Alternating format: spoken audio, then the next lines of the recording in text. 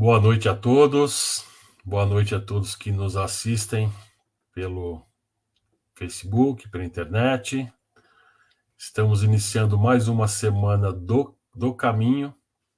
Estamos fazendo a abertura dessa semana que comemora 68 anos de fundação, existência e atividades da nossa Casa Espírita, o Centro Espírita Caminho de Damasco. Já é uma semana que nós já fizemos por vários anos, né? Tradicional já, sempre com convidados especiais. Esta semana será da mesma forma, né? Hoje, amanhã, quinta e sexta, nós faremos exclusivamente pela internet. Na quarta-feira, nós faremos presencial e pela internet também. Então, quem tiver disponibilidade de estar conosco na quarta-feira, na nossa Casa Espírita, às 8 horas, nós vamos ter uma palestra também, né, assim como os outros dias. E também um cafezinho, um chá, um bolo. Então, quem puder, né, e vá, né, na quarta-feira, às 8 horas, que nós vamos estar lá presencialmente também. Tá? Eu vou iniciar, né, como sempre fazemos, com uma prece inicial. Depois nós já apresentamos o nosso palestrante e deixamos com ele para que ele transcorra com o tema. Esse ano nós escolhemos o tema família, né? Então todas as palestras tratarão o mesmo tema. É muito interessante, porque cada palestrante, mesmo que o tema seja o mesmo, com certeza as abordagens serão diferentes, então vale a pena nós assistirmos às 5 palestras. Ok? Então vamos todos nós, neste momento,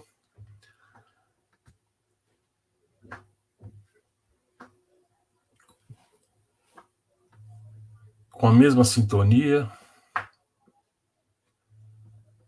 imaginando o nosso Mestre Jesus aqui presente conosco. E vamos agradecendo por mais um ano estarmos aqui na nossa Semana do Caminho, né, já tradicional. Agradecendo por todos que estão presentes conosco ao vivo. Agradecendo a todos que vão depois assistir também esta palestra que ficará gravada. Agradecendo ao nosso palestrante, Dr. Aldenis Leite, que em breve estará conosco. Agradecendo a toda a espiritualidade, aos nossos mentores, aos mentores da nossa Casa Espírita. Que nós tenhamos uma noite agradável, uma palestra importante, empolgante, e que os nossos mentores também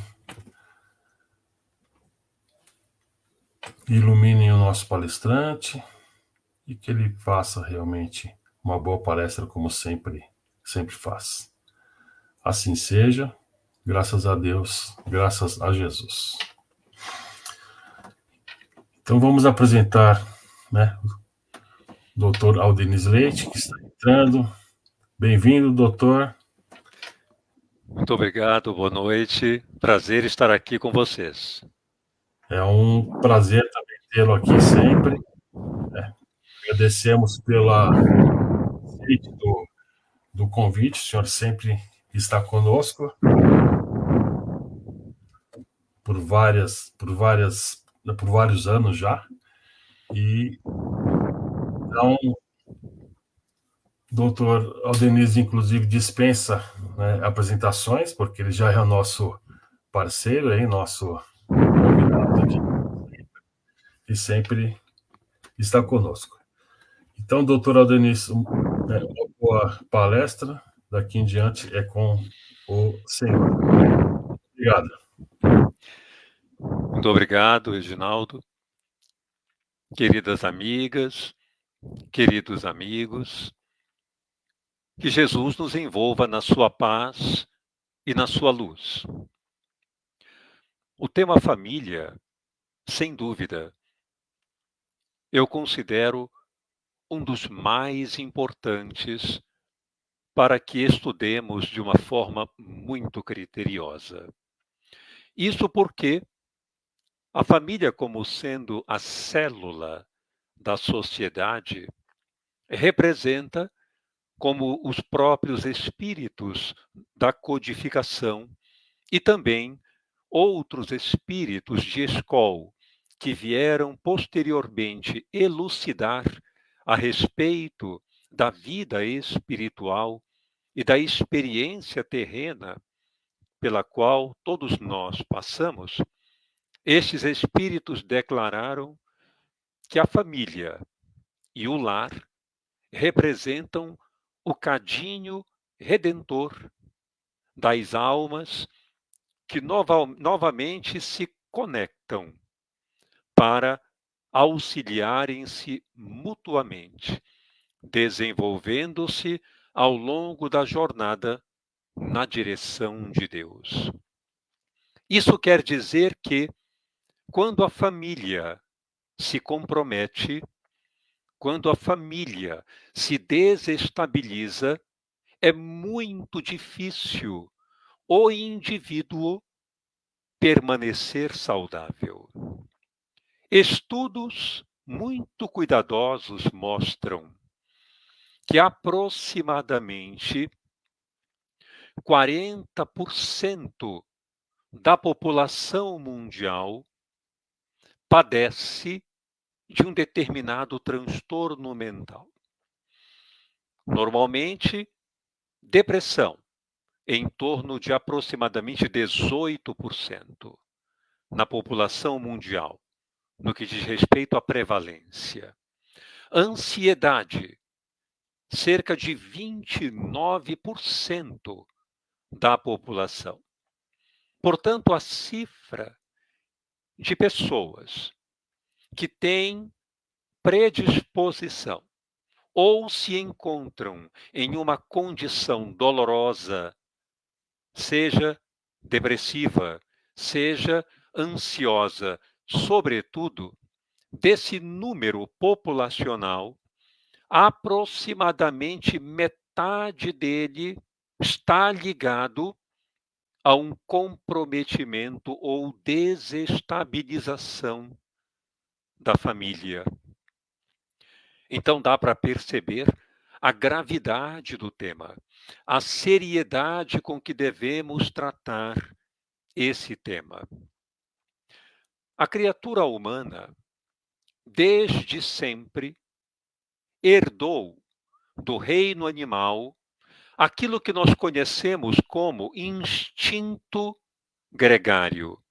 Isto é, os animais já sabem, já aprenderam que viver em grupo aumenta a sobrevivência. Nós aprendemos isso também. Entretanto, a criatura humana se difere dos animais pelo fato de que não é o instinto gregário que a move. Na verdade, o que realmente a movimenta na direção dos seres é a capacidade de amar. Os animais, embora possuam pensamento, ainda que seja um pensamento fragmentário, ainda que eles possuam emoções, sensações, ainda que eles possuam uma inteligência rudimentar, eles não podem desenvolver a capacidade de amar. E por que não? Porque amar é uma equação existencial.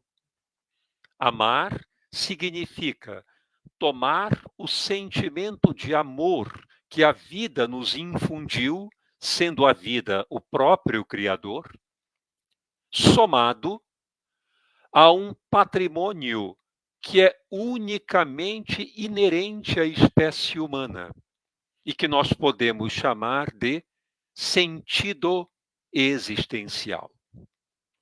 Somente a criatura humana é capaz de identificar e ir na direção de um sentido profundo para a sua vida.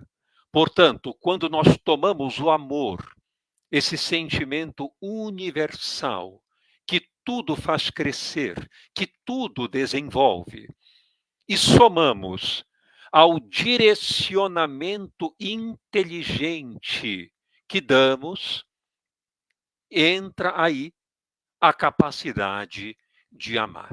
Portanto, amar, na linguagem da psicologia espiritual, significa um eu ir na direção de um tu, ou seja, de um outro, percebendo nesse outro sua singularidade mais significativa, o seu vir a ser, todos aqueles potenciais internos que este outro, o ser amado, é capaz de exemplificar, de experimentar, de produzir.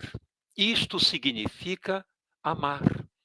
Amar é quando nós olhamos a pessoa amada não do jeito que ela é, mas do jeito que ela pode ser, do jeito que ela pode se tornar, cada vez mais grandiosa, cada vez mais entusiasmada, recuperada das suas limitações.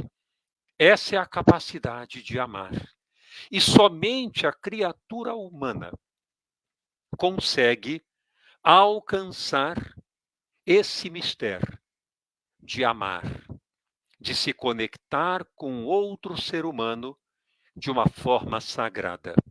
E a família representa o grande sacramento, onde almas que se unem para crescer, para se desenvolver mutuamente, para ir na direção do Criador de mãos dadas, desenvolvendo-se internamente no campo do sentimento e no campo da inteligência. Onde mais isso ocorre, a não ser no ambiente familiar. Portanto, família podemos traduzir é missão.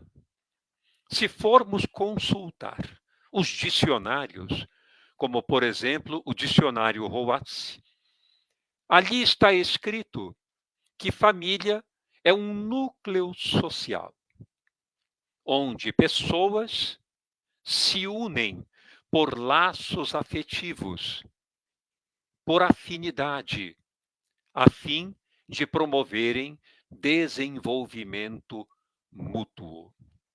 O Espiritismo também reconhece que a família é um núcleo social, mas vai além.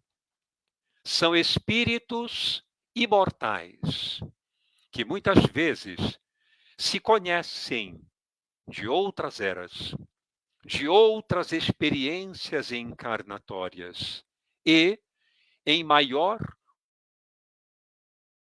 afinidade, em maior ou menor grau de afinidade, unem-se para aparar as arestas que antes ficaram comprometidas no campo do relacionamento.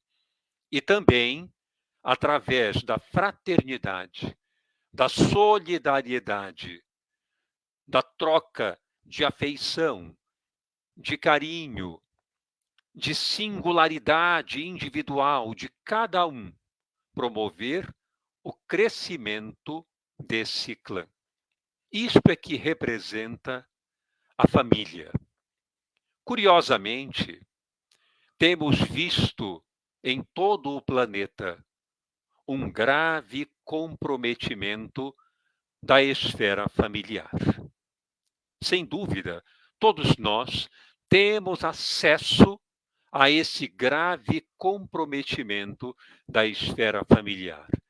Talvez nós mesmos, você que me assiste, pode estar vivendo nesse exato momento um grave conflito familiar com um filho ou uma filha, com um cônjuge, com um parente específico, um pai, uma mãe.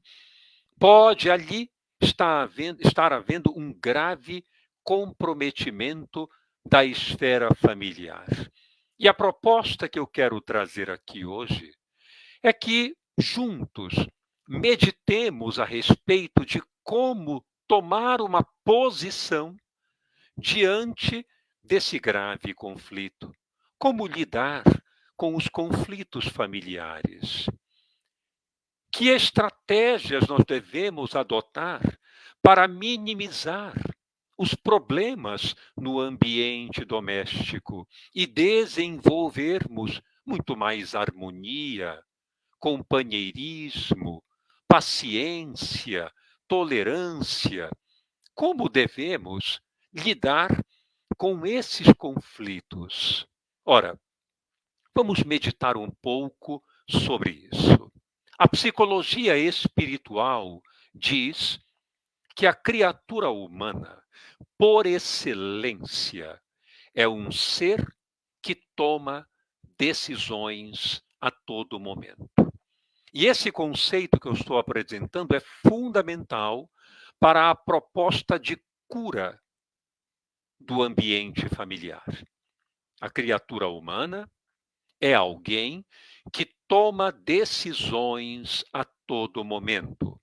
Ela possui dentro de si uma dimensão, uma área específica que foi denominada pela psicologia espiritual ou logoterapia, que é uma terapia centrada no sentido da vida, na qual eu estou me baseando para estudarmos a problemática familiar. Essa metodologia afirma que todo ser humano tem dentro de si uma dimensão denominada dimensão noética. A palavra noética é uma palavra derivada do grego, que significa espírito, essência. Então, cada um de nós tem uma dimensão espiritual, essencial, onde se encontram as melhores respostas a serem dadas nas circunstâncias em que estamos envolvidos.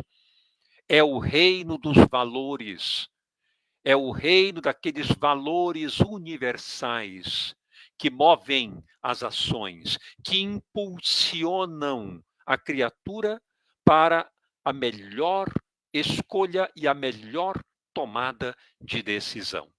Essa área que engloba a consciência moral, ela é específica do ser humano.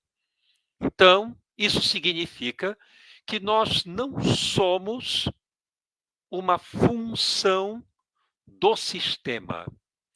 Nós não somos marionetes do destino.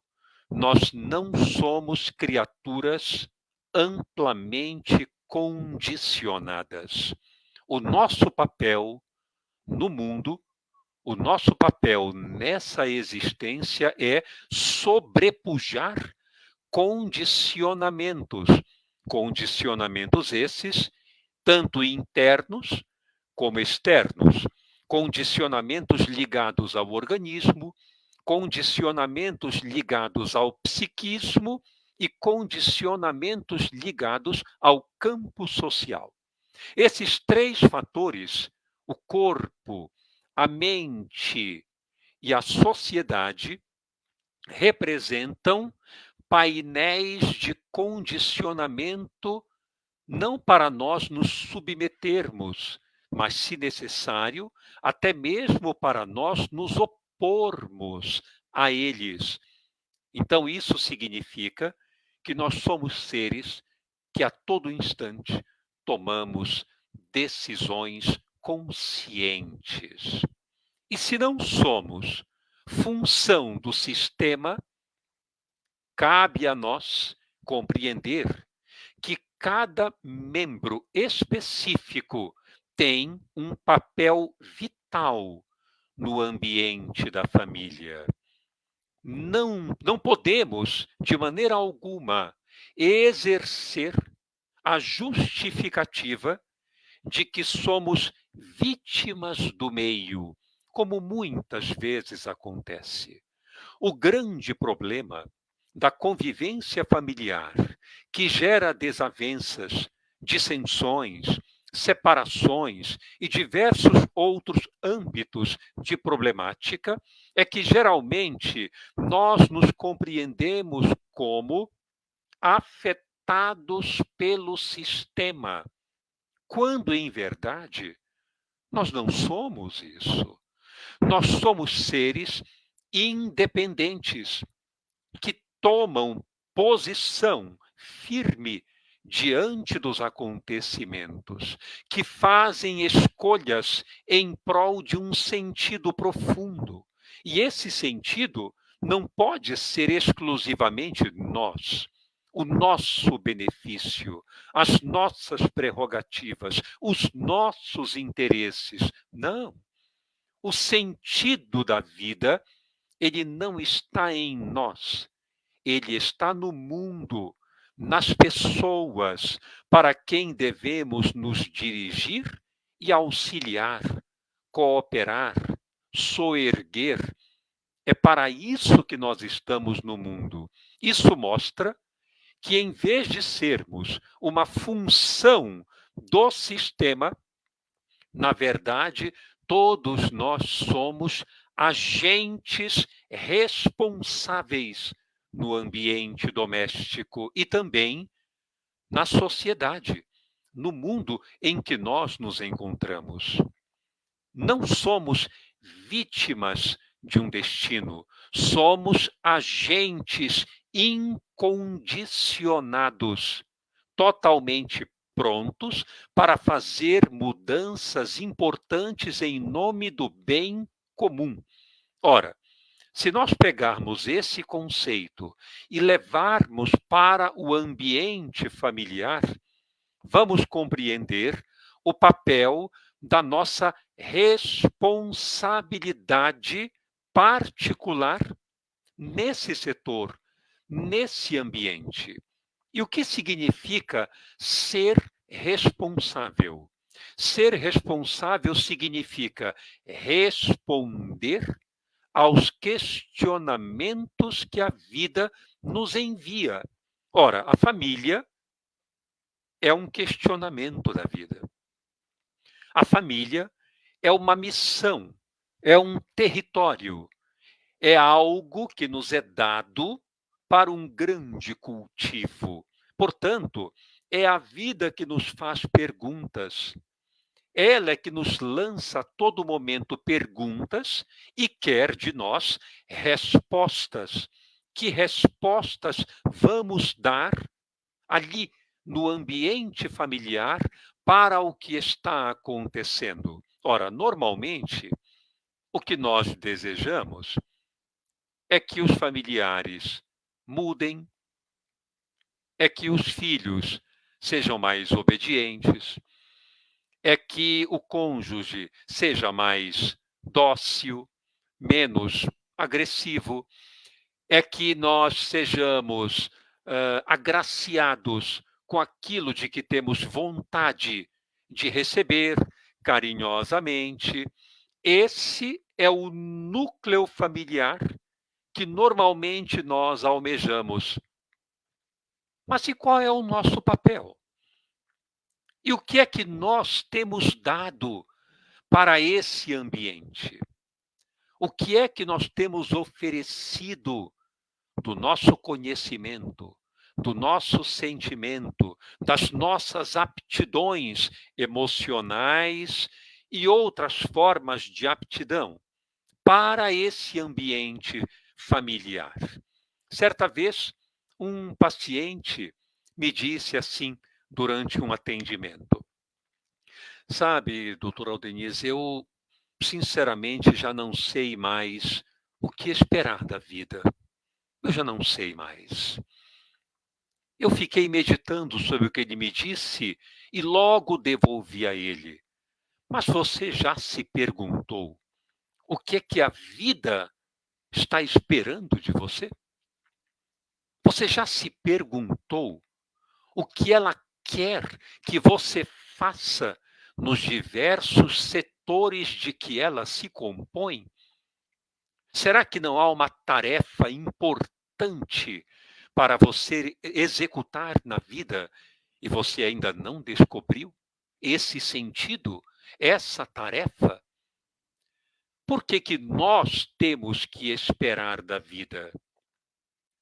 Ela é que está esperando de nós uma atitude corajosa, uma atitude ética, moral, de crescimento, de validade, ali no ambiente onde nós estamos.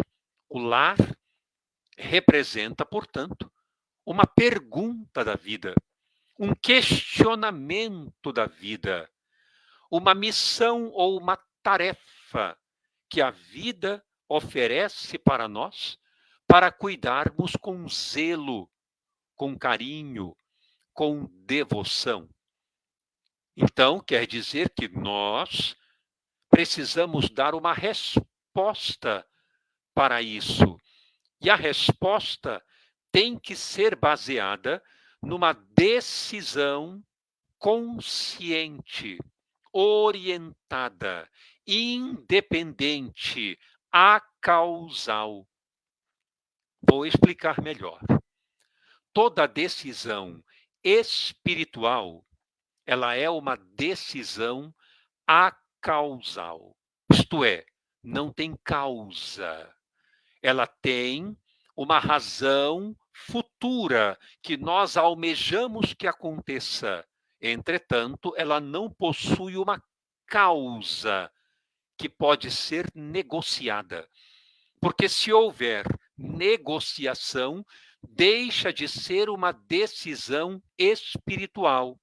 Por exemplo, nós dizemos assim: se você fosse alguém mais cooperativo, eu teria condições de ajudar você melhor. Se você fosse mais gentil, eu também poderia ser com você. Como você não coopera comigo, fica difícil eu cooperar também. Eu não tenho ânimo para tal. Veja o que aconteceu aí. E esse diálogo é muito comum no ambiente familiar. Os filhos às vezes dizem assim: tudo bem, eu vou estudar hoje para a minha prova, mas você me leva sábado no cinema então? Ora, se nós dissermos, ok, se você estudar, eu te dou isso ou aquilo, ou então eu levo você no cinema como você deseja. Mas então a decisão de estudar não é uma decisão espiritual, uma decisão consciente. É uma decisão com barganha. É uma decisão onde tem a seguinte pergunta: o que eu ganho fazendo isso? Ora, essa é uma decisão nunca espiritual. A decisão profunda da alma é aquela em que nós vemos algo bom para ser feito e o fazemos pela coisa boa que ele representa, e não porque vamos ganhar alguma coisa em troca. Foi por isso que Jesus disse que a mão esquerda jamais saiba o que faz a direita.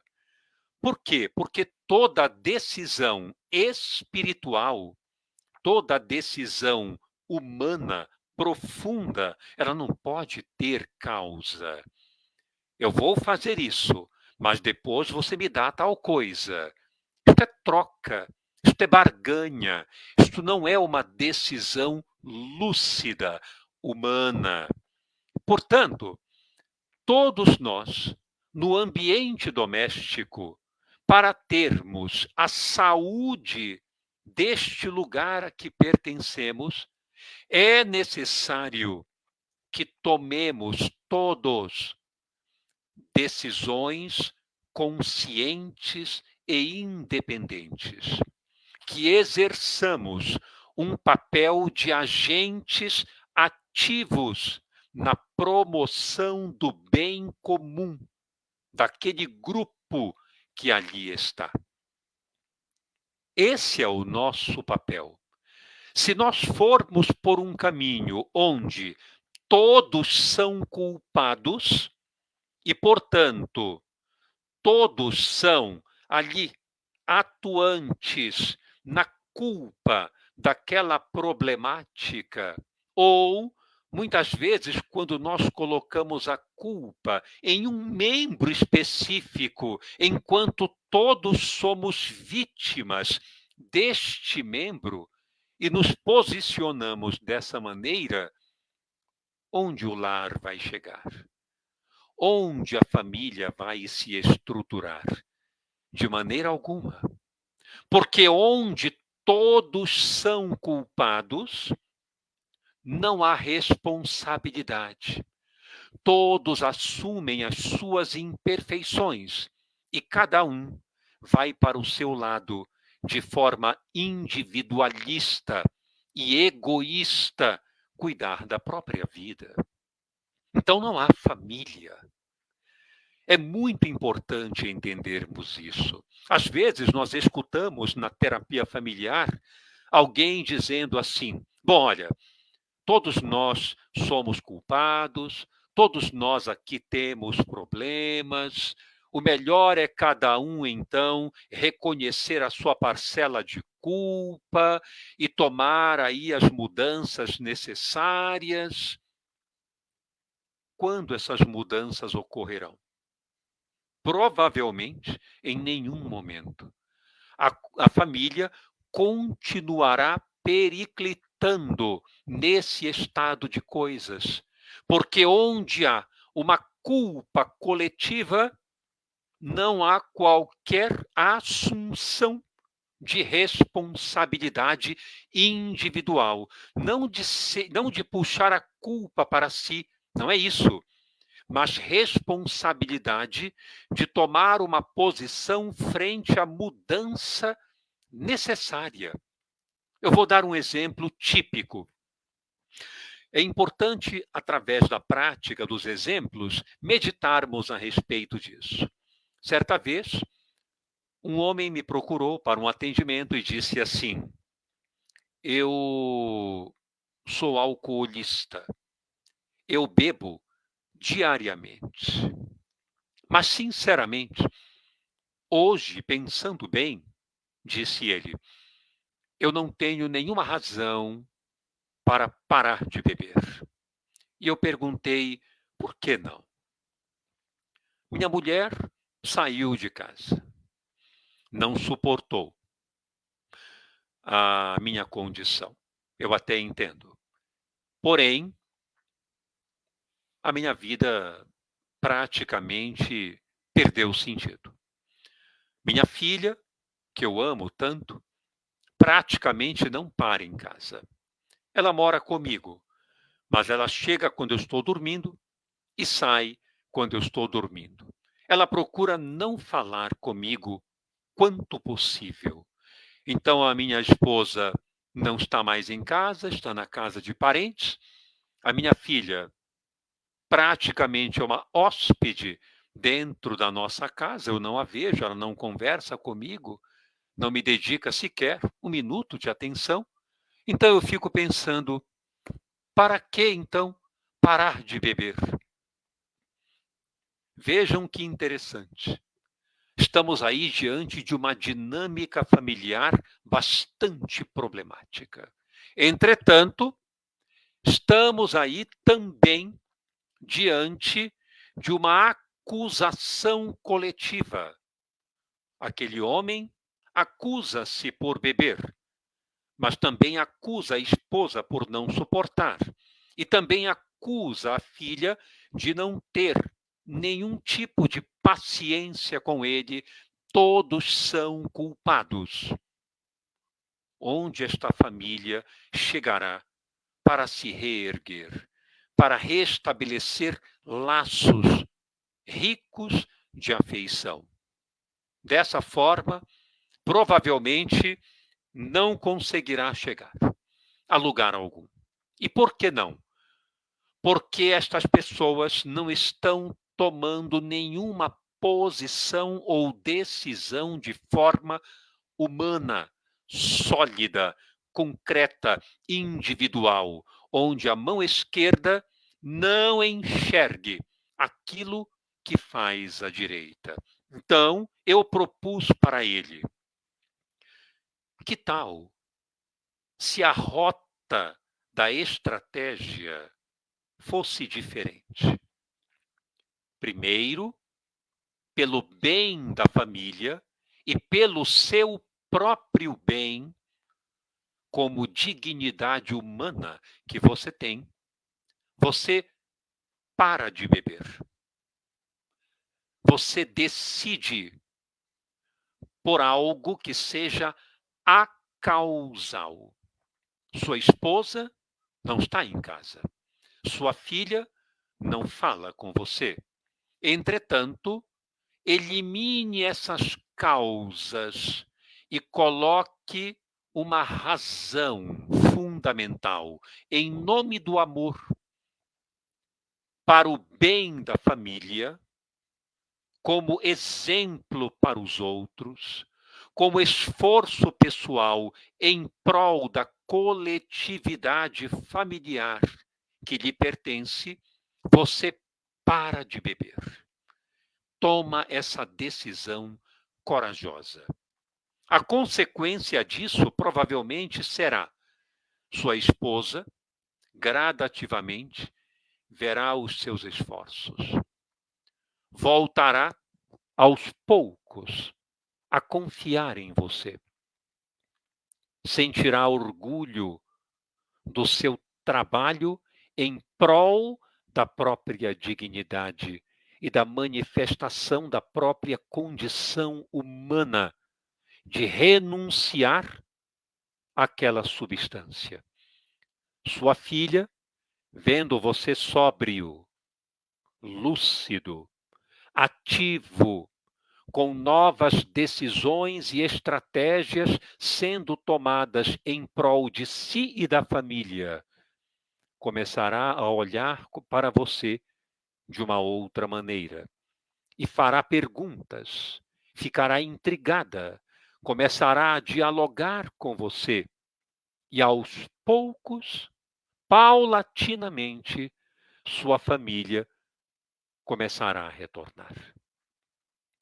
Não é muito melhor do que negociar para tomar uma decisão em nome de uma barganha?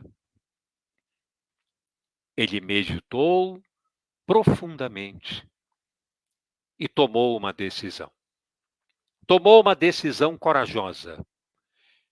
Procurou o AA, iniciou um tratamento psiquiátrico, higienizou-se melhor, suspendeu definitivamente o consumo de álcool, passou por dolorosos incômodos da abstinência, mas suportou e superou. E aos poucos, a família, orgulhosa dele, porque também o amava, retornou para o lar, voltou ao convívio sadio, em clima de afeição, carinho, ternura, estabilidade funcional daquele ambiente. Veja que interessante. E eu fico pensando cada vez mais a respeito disso, meditando que não é justamente isso que está faltando no ambiente doméstico? Tomarmos posição individual em prol daquele ambiente, em prol daquelas pessoas e não simplesmente fazendo a viagem ao contrário, olhando exclusivamente para nós. Ninguém liga para mim, ninguém se importa comigo. Eu falo e ninguém me escuta, mas o que você tem oferecido? Que tipo de oferta você tem dado? Que tipo de exemplos você tem apresentado a essas pessoas? Que tipo de esforços você tem feito para se juntar a esse grupo que você ama e que certamente ama você? Entretanto, está combalido, machucado pelas diversas agressões mútuas, onde cada um busca um culpado, onde cada um se torna uma vítima. E vítima, sejamos honestos, não existe. Ninguém propriamente é vítima. Não me refiro aqui, é claro, aos extremos, como a agressividade física, as ameaças de diversas maneiras. Não estou me referindo a esse papel que envolve aí uma atitude de natureza jurídica, de natureza muitas vezes policial, para a própria proteção. Não estamos abordando este nível de comprometimento. Estamos abordando o principal, que são as rusgas, as ofensas, as agressões, as exigências, as negligências. É nesse ponto que queremos tocar com muito cuidado. E aí, nesse papel, ninguém se torna vítima. Todos nós somos agentes de mudança. Portanto, no exemplo que eu citei, fazendo uma comparação aqui adicional, paralela, todos quase ficamos procurando um culpado, ou gerando uma culpa coletiva, ou transferindo essa responsabilidade sempre para os outros. Então, o pai bebe, e por isso a esposa se distancia dele. Ao mesmo tempo, ela se distancia porque o pai não se dá com o filho e sente raiva deste filho. A mãe também, quando o pai briga com o filho, manifesta aquela raiva contra ele. O filho, por sua vez, também tem raiva da mãe, porque se sente rejeitado por esta mãe, que lhe dá pouco carinho. A mãe, por sua vez, de fato, em certa medida, o rejeita, porque a gravidez que ela teve em relação a ele foi uma gravidez indesejada. E foi uma gravidez indesejada em função de que os pais de ambos, do marido e da esposa, não eram a favor do casamento. E por não serem a favor do casamento, hostilizavam aqueles namorados, aqueles noivos que decidiram sair de casa mais cedo para se unirem, para se casarem. Entretanto, não tinham nenhum recurso financeiro para sustentar uma criança naquela época.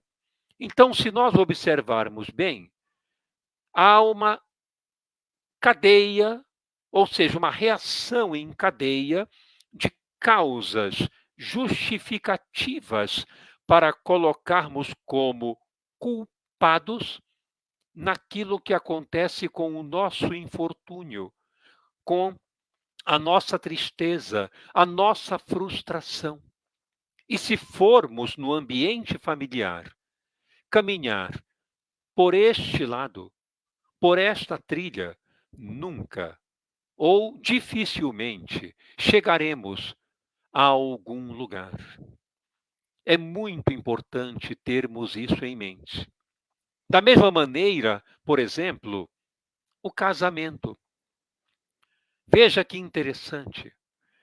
Ainda hoje, a nossa imaturidade psicológica faz com que nós nos casemos em função de uma causa. Olha que interessante. Nós nos casamos geralmente em função de uma causa e não de um motivo posterior que não está em nós, e sim naquela pessoa que elegemos. Geralmente tem uma causa voltada para nós. E é por isso que normalmente muitos casamentos vêm ao fracasso. Por quê? Porque a pessoa quer casar para ser feliz. A pessoa quer casar para sair da casa dos pais.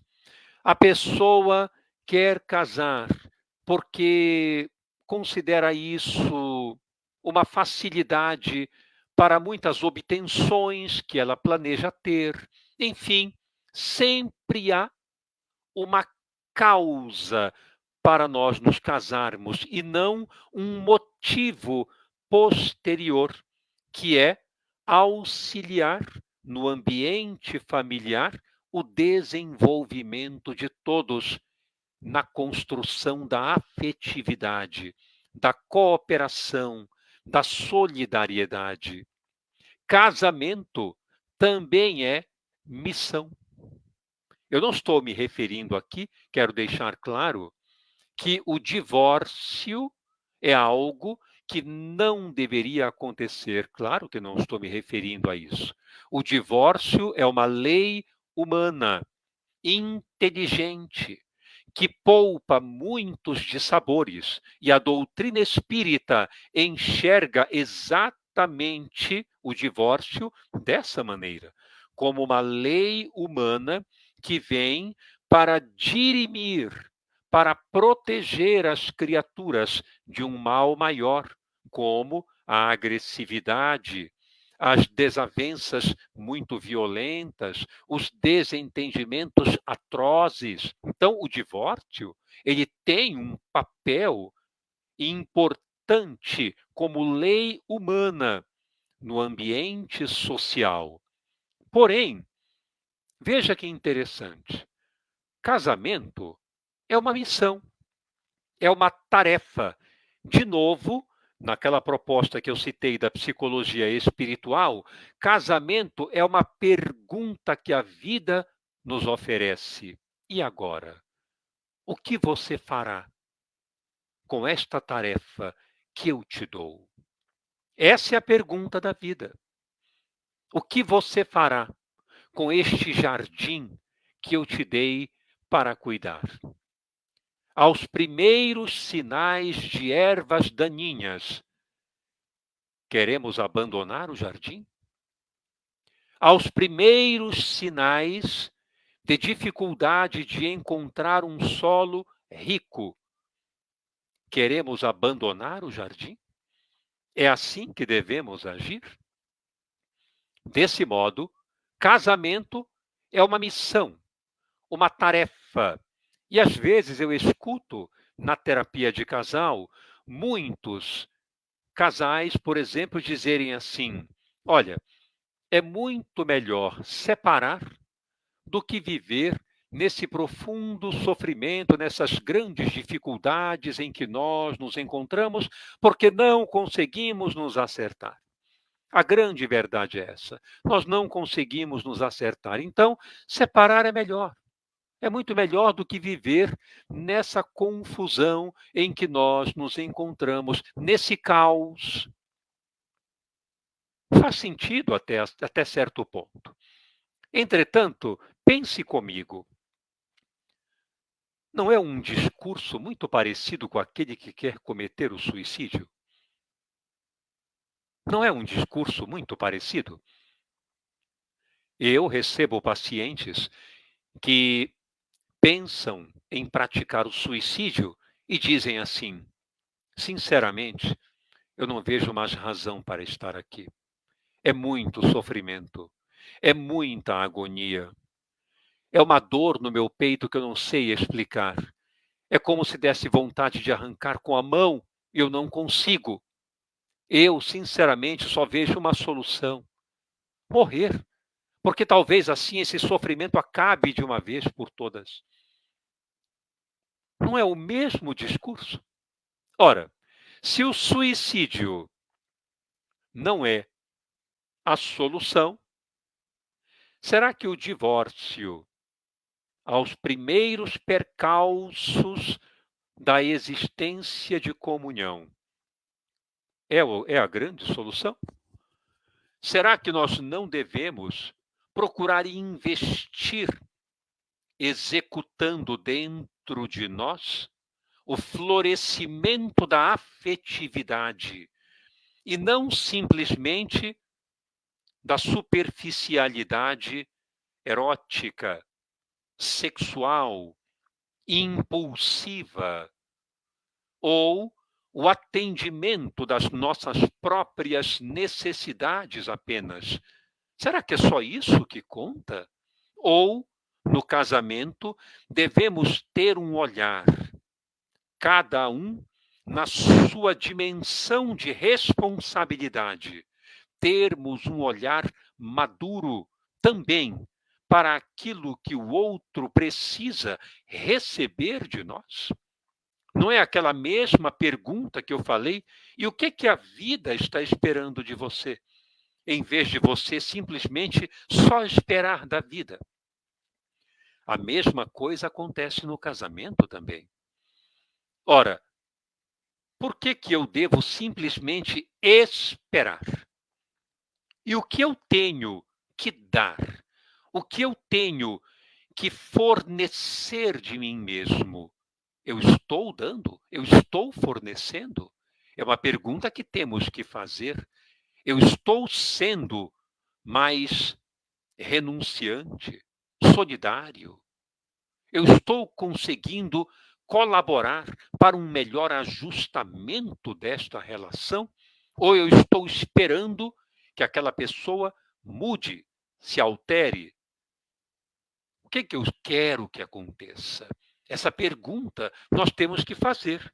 Foi por isso que muitas pessoas que se aproximaram de Jesus certa vez disseram assim: Mestre, é lícito darmos carta de repúdio para as mulheres? Moisés diz que sim.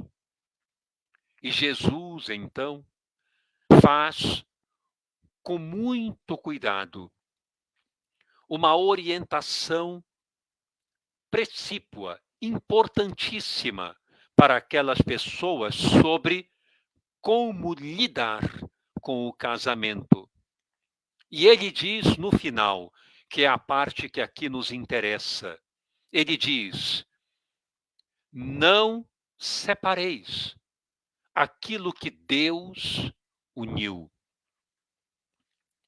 Será que ele estava se referindo ao casal não se separar? Eu não creio que tenha sido isso. Não acredito que ele estava sendo contra a separação e o divórcio. Ele estava sendo a favor do equilíbrio, da harmonia entre as pessoas.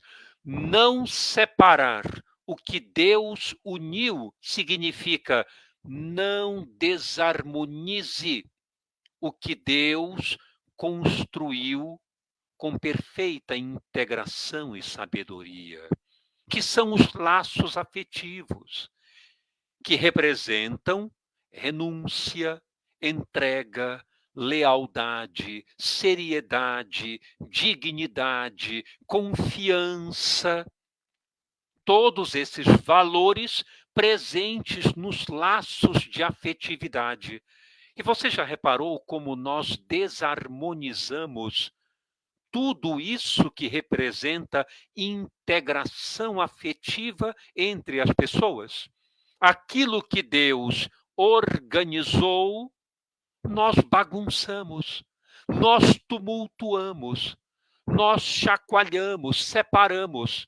Então ele diz que o homem não separe não bagunce, não tumultue, não perturbe o que está harmonizado, o que está equilibrado. Não é muito mais saudável viver uma relação com dignidade, com tolerância, com compreensão, com renúncia, com palavras meigas, do que ficar naquela contenda violenta, agredindo, exigindo, cobrando? Não é muito melhor?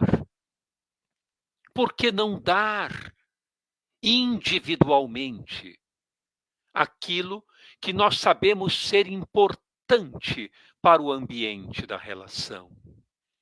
Então, concluindo esse raciocínio, a família é o cadinho redentor de almas que se encontram ou reencontram para constituírem novamente laços afetivos que foram bem cultivados no passado, ou laços afetivos que foram separados, bagunçados, perturbados na sua harmonia ou na sua unificação, como o Cristo nos orienta.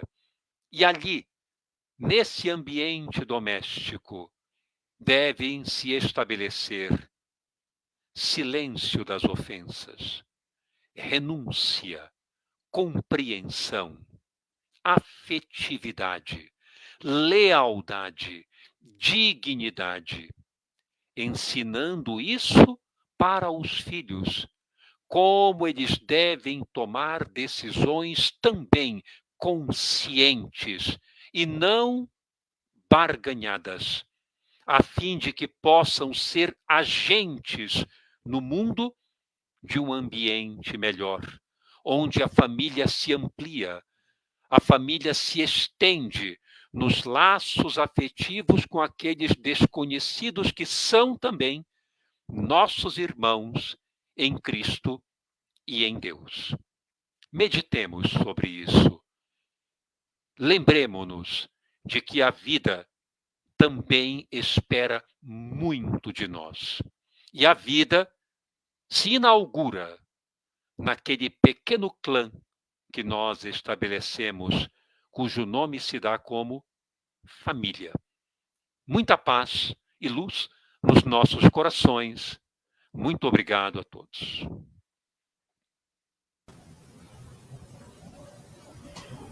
Nós que agradecemos, doutora Aldeniz. Excelente reflexão para a nossa abertura aqui da nossa Semana do Caminho.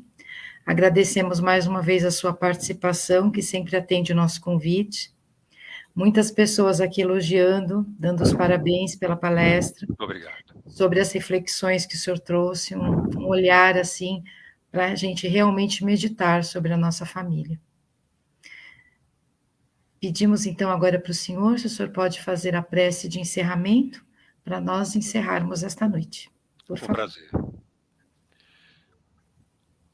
Então, tranquilizemos os nossos corações, elevando o nosso pensamento a Deus. Agradecidos por esta noite, que suaviza as nossas inquietações, elucida aquilo de que precisamos para viver melhor uns com os outros. E buscando Jesus, na sua infinita bondade e misericórdia, nós rogamos, Senhor, abençoa todo o planeta, envolve todos os povos, cada nação, cada território e cada lar. Derrama o teu amor sobre cada criatura, sobretudo aquelas enfermas e mais necessitadas, que lutam pelos caminhos com maior dificuldade. Ampara essas criaturas em nome do bem e em nome do amor. Estabelece em todas as direções o despertar para a fraternidade, a fim de que saibamos olhar uns para os outros como irmãos que somos, e que esse olhar tenha a sua manjedoura, o seu nascimento no ambiente doméstico, o grande termômetro da nossa realidade como pessoas. Ali saem as máscaras e entram aqueles tais quais são. Ali é o lar, o espelho daquilo que realmente somos.